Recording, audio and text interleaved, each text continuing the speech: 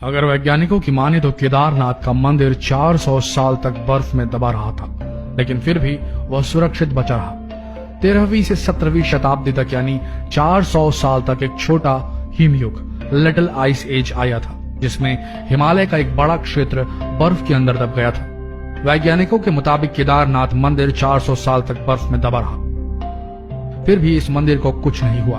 इसलिए वैज्ञानिक इस बात से हैरान नहीं है कि ताजा जल प्रलय में यह मंदिर बच गया था। देहरादून के वाडिया इंस्टीट्यूट के हिमालयन जियोलॉजिकल वैज्ञानिक विजय जोशी ने कहा कि 400 साल तक केदारनाथ के मंदिर के बर्फ के अंदर दबे रहने के बावजूद यह मंदिर सुरक्षित रहा, लेकिन वह बर्फ जब पीछे हटी तो उसके हटने के निशान मंदिर में मौजूद है, जिसकी वैज्ञानिकों ने स्टडी की है। उसके आधार पर यह निष्कर्ष निकाला गया है। जोशी कहते हैं कि 13वीं से 17वीं शताब्दी तक यानी 400 साल तक एक छोटा हिमयुग आया था, जिसमें हिमालय का एक बड़ा क्षेत्र बर्फ के अंदर दब गया था। मंदिर ग्लेशियर के अंदर नहीं था, बल्कि बर्फ के ही नीचे दबा था। वैज्ञानिकों के अनुसार मंदिर की दीवार और पत्थरों पर आज भी इसके निशान हैं। ये निशान ग्लेशियर की रगड़ से बने हैं। ग्लेशियर हर वक्त खिसकते रहते हैं। वे न सिर्फ खिसकते हैं, बल्कि उनके साथ उनका वजन भी होता है और उनके साथ कई चट्टानें भी, जिसके कारण उनके मार्ग में आई हर वस्तुएं रगड़ खाती हुई चलती हैं। जब 400 साल तक मंदिर बर्फ में दबा रहेगा तो सोचिए मंदिर ने इन ग्लेशियर के बर्फ और पत्थरों की रगड़ कितनी झेली होगी।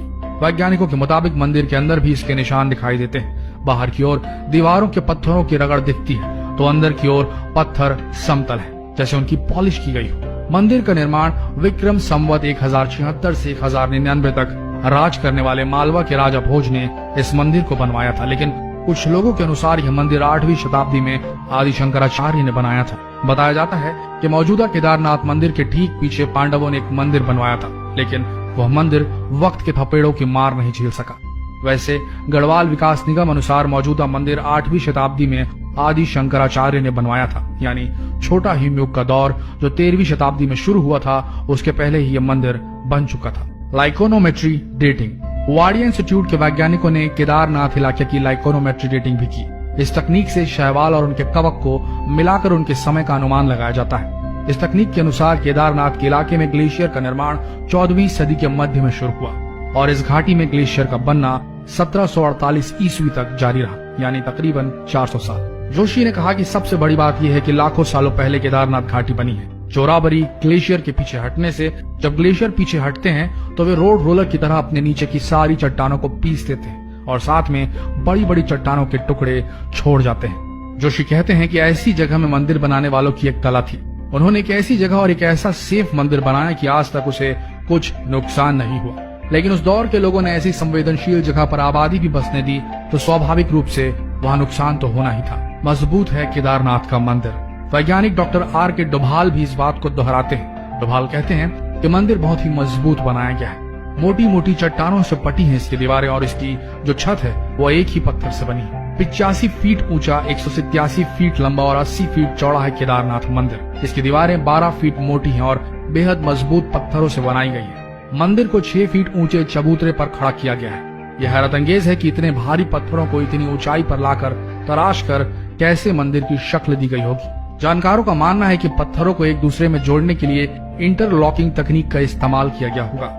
यह मजबूती और तकनीक ही मंदिर को नदी के बीचों बीच खड़े रखने में कामयाब हुई।